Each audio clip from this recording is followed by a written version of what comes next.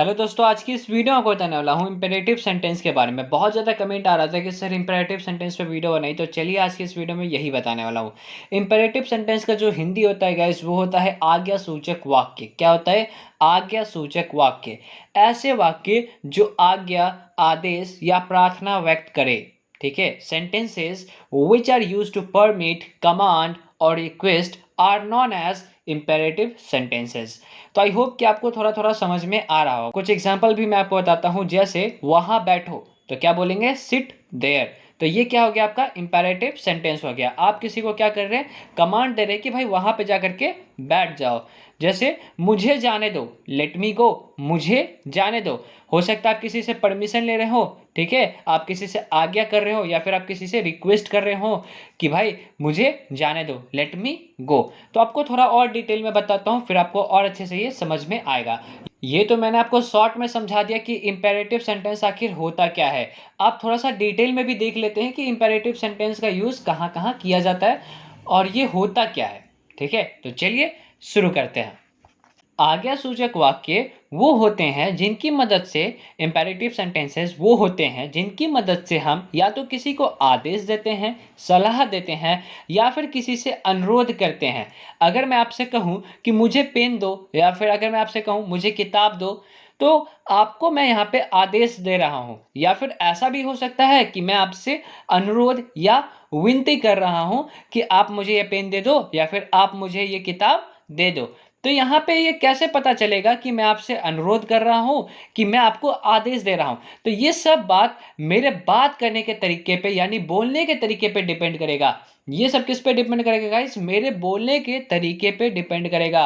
It all depends on the tone of my voice. मैं कैसे आपको बोल रहा हूँ उस पर ये डिपेंड करेगा।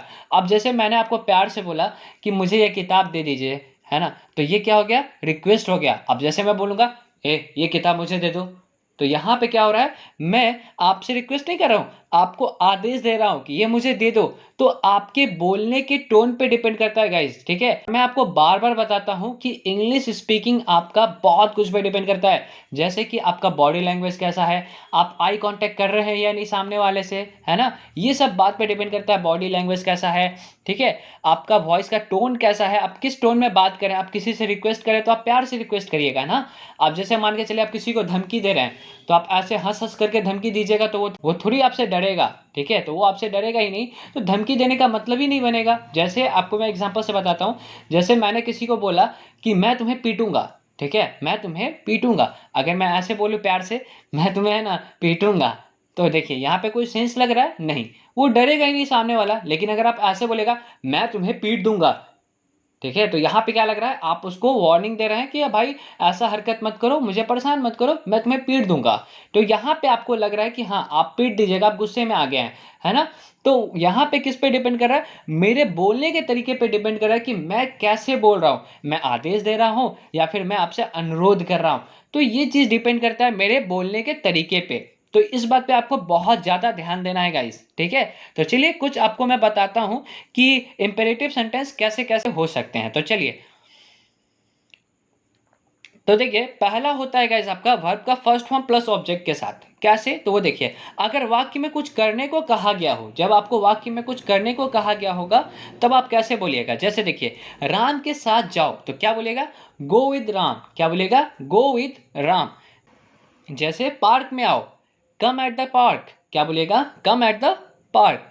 अब जैसे प्लीज या काइंडली लगा करके भी आप बोल सकते हैं। जैसे प्लीज और काइंडली प्लस वर्ब का फर्स्ट फॉर्म प्लस ऑब्जेक्ट, यहाँ पे और या वाला है। ठीक है, तो देखिए जैसे प्लीज बच्चों से मिलो तो आप क्या बोलेगा? Please meet the children.